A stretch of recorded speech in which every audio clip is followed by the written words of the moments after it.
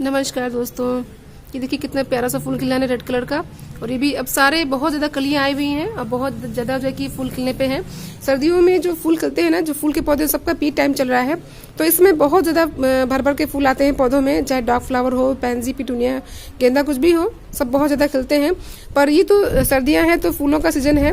और जो show plants होते हैं ना, और कुछ फल के पौधे जिनका डॉर्मेंसी टाइम चल रहा होता है, तो उनको ठंड से बचाना होता है और उसमें कुछ ज्यादा इसमें खास केयर नहीं करनी पड़ती है।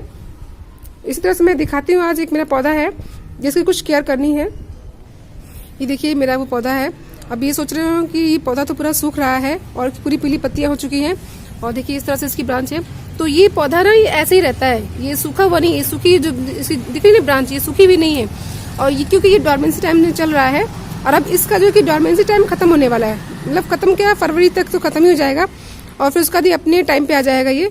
तो ये अंगूर का पौधा है और इसमें जो है कि इस टाइम पे इसकी कुछ खास केयर करनी पड़ती है, जिससे ये जो है कि इसमें खूब सारी ब्रांचेस निकले, फूल आए और फल आए।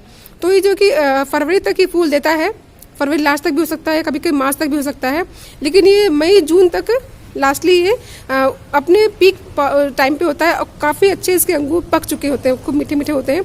ये मेरा काला वाला अंगूर है। पिछले साल इसमें खूब काले काले गुच्छे बड़े बड़े आए थे। मैंने डाला है वीडियो, आप मेरे चैनल पे विजिट करिएगा। इसके सारे वीडियो मैंने डाले हैं, 3-4 स्टेप में डाले हैं, तो काफी अच्छे और मीठे मीठे भी थे। बस एक चीज थी कि उसमें बीज थे, बीज वाला अंगूर है, देसी है ये, पर इसमें स्वादिष्ट बहुत है ये। तो बहुत से लोग, जो लोग अंगूर के पौधे लगाते हैं, नहीं टाइम का पता चल पाता है कि उसमें कब क्या करना है। तो अभी तो बहुत ज्यादा सर्दियां थी, तो इस वजह से मैंने कुछ भी काम किया नहीं। हालांकि मुझे जनवरी की स्टार्टिंग में कर देना चाहिए था, लेकिन बहुत शीतलहर ठंड थी, इस वजह से मैंने करना जरूरी नहीं समझा कि इसकी कटिंग करेंगे शायद इस पे बुरा असर पड़ जाए, तो सर्दी की वजह से कुछ दिक्कत हो जाए इसमें, मैंने नहीं किया। लेकिन अब अच्छी खासी धूप हो रही है, देखिए 2-3 दिनों से दोपहर में अच्छी खासी धूप हो जा रही है, तो मुझे ये टाइम सही लग रहा है कि अब इसमें कुछ काम करना चाहिए। तो 2-3 काम इसमें मेन है जो करना बहुत जरूरी है। सबसे पहले तो जो इसकी सूखी ब्रांचेस है ना, इनकी कटिंग करनी है। तो सब सूखी ब्रांचेस कटिंग कर देंगे, तो कटिंग भी इनकी थोड़ा हार्ड प्रूनिंग करनी है, हार्ड कटिंग करनी है, क्योंकि और फिर नई पत्तियां तो काफी आ जाती, काफी सारी ब्रांचेस निकल आती हैं, तो इनकी हार्ड प्रूनिंग कर देंगे। और देखिए मैं कर रही हूँ इसकी। और दूसरी सबसे बड़ी चीज की तुलसी का पौधा भी इसमें निकल आया है, काफी बड़ा हो गया है, इसको मैं हटा दूंगी, क्योंकि इसमें रहेगा ना तो इसका पोषण तो अभी भी लेगा ही है, तो क्या जरूरत है इसको। मेरे पास तुलसी के और भी कई सारे पौधे हैं, तो इनको मैं हटा दूंगी यहाँ से और इनकी कटिंग करना शुरू करती हूँ। देखिए सबसे पहले तो जो पतली पतली ब्रांचेज है ना, उन्हीं को हटाते हैं, उसके बाद मोटी वाली देख लेंगे कि कहाँ से हटानी है इसको। इन सबकी कटिंग करके, और इस तरह से देखिएगा कि मेन ब्रांच ना कटे, तो कटिंग करते समय आपको ध्यान देना है कि किधर से काटना है। ये देखिए मैंने अपने अंगूर के पौधे की हार्ड प्रूनिंग कर दी है और इसकी ज्यादा से ज्यादा ब्रांचेस काट दी हैं, क्योंकि जब नई ब्रांचेस निकलती है ना, तो वो खुद ही पौधा पूरा हैवी हो जाता है और काफी दूर तक फैल जाता है। ये देखिए इतनी ज्यादा मैंने काटी है। और आप जो कि कटर ना अच्छा लीजिएगा, क्योंकि इसकी ब्रांचेस बहुत ज्यादा मोटी मोटी हो जाती है, देखिए, तो वो छोटे मोटे प्रूनर से कटता नहीं है। तो आपका कटर अच्छा होना चाहिए, शार्प होना चाहिए, ताकि एक ही बार कट करने में, दबाने में कट जाए, बार बार उसको आपको दबाना ना पड़े। उससे क्या होता है ना कि ये जो ब्रांचेस होती है ना, ये जैसे देखिए ये एक बार में कट गया तो ये फट जाती है, तो वहां से या तो नई ब्रांचेस नहीं निकलेंगी या निकलेंगे काफी टाइम लगता है, तो एक बार में ही कट जाना चाहिए। जैसे देखिए कट गया ना, तो प्रूनर आपका अच्छा होना चाहिए। मेरा ये अंगूर का पौधा नहीं, ऐसे ही रेलिंग पर लिपटा रहता है, मेरे पास और जगह नहीं है, तो इसलिए मैंने ना और ज्यादा ब्रांचेस नहीं काटी हैं, क्योंकि एक सपोर्ट रहता है पौधे को कि जो ब्रांचेस यहाँ से आई हुई है ना ऐसे, तो ये है, तो ये इसी पर और निकलेंगी, तो मैं इसी पे लपेटती चली जाऊंगी। पिछली बार भी मैंने इसी पर लपेट दिया था इसको, जैसा अभी आपने देखा वीडियो में। तो आप अपने पौधे के हिसाब से कटिंग कर लीजिएगा, जैसे आपका पौधा हो उस हिसाब से कटिंग करिएगा। और दूसरी चीज ये कि मुझे इस तुलसी के पौधे को यहाँ से निकालना पड़ेगा। ये देखिए तुलसी के पौधे को मैंने निकाल दिया है, काफी ज्यादा जड़ें ना इसकी अंदर तक जुड़ गई थी, तो निकली नहीं है, उसके ऊपर से कट करके निकालना पड़ा। देखिए अभी जड़ें इसमें हैं, तो इसको और अच्छे से गुड़ाई भी कर लेंगे पौधे को, बहुत ज्यादा गमले को अच्छे से गुड़ाई करें। और देखिए जड़ें ना काफी ज्यादा गमले में फैल चुकी हैं पूरा, तो देखिए जल्दी खुरपी अंदर जा नहीं रही है। तो अगर हल्की फुल्की जड़ें कटे ना, तो कोई चिंता करने वाली बात नहीं है, गुड़ाई तो करनी ही पड़ेगी।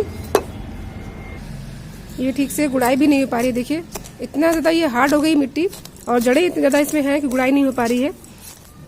कुछ अगर ये पौधा अलग से, कुछ पौधों की रूट प्रूनिंग की आती है, अगर ये किसी गमले में लगा होता तो निकाल कर रूट प्रूनिंग कर लेते, लेकिन खैर ये इतना बड़ा पौधा होता है कि रूट प्रूनिंग करना आसान नहीं है।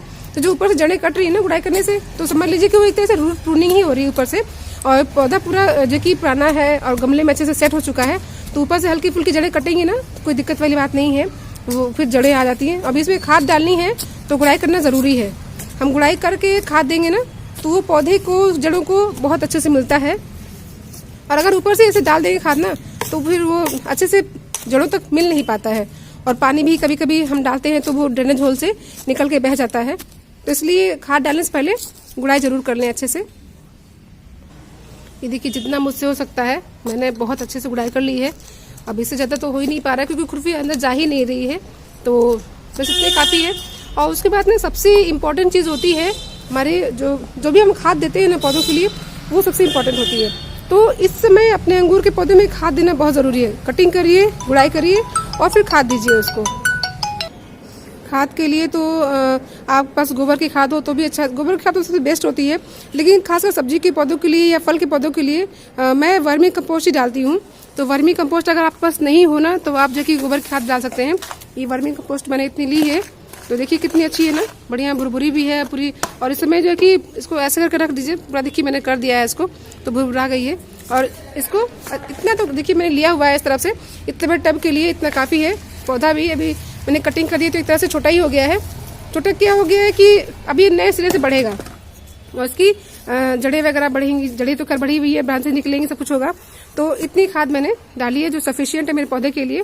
अब इसको अच्छे से मिला देना है। और खाद डालने के बाद आप कोई सी भी खाद डालिए, चाहे गोबर की खाद डालिए या जो है कि आप वर्मी कंपोस्ट डालिए, उसके बाद पानी देना बहुत ज़रूरी है, पानी ज़रूर देना चाहिए।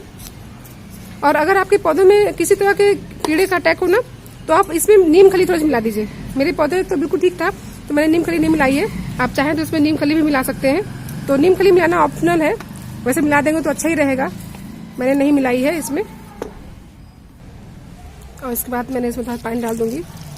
पानी भी ज़्यादा नहीं डालना है इसलिए क्योंकि पानी ज़्यादा डाल देंगे ना तो वो पानी सारा ड्रेनेज होल से बाहर निकल आता है। तो मैं उतना ही पानी डालूंगी जितना मेरा पौधा, उसकी मिट्टी उसको एब्जॉर्ब कर सके। तो जो खाद डाली है ना मैंने, वो मिट्टी में ही मिलके रह जाएगी, वो ड्रेनेज होल से बाहर नहीं निकलेगी। अब ये मैंने खाद दी है। अब अंगूर के पौधे की एक तरह से फ्रूटिंग की शुरुआत हो गई है, कर ही दी है मैंने। इसका एक बार और खाद डालनी है, मैं फिर बताऊंगी कब खाद डालनी है।